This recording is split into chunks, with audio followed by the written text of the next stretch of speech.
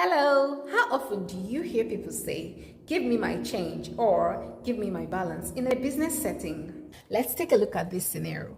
A man entered a shop and bought a product worth 500 naira. He then gave the seller the sum of 1000 naira and said, give me my balance. Is it balance or change? Watch this video to find out.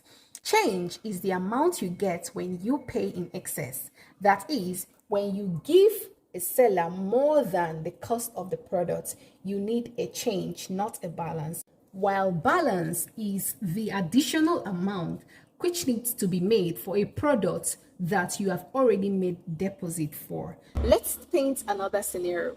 You bought something worth 500 naira and you gave the seller the sum of 200 naira. You have a balance of 300 naira to pay. So when you need to make an additional payment for a product or a service, that payment is called balance. In all, change is the amount you get when you pay in excess, while balance is an additional amount that needs to be paid for a product or a service. See you next time. Thanks for watching.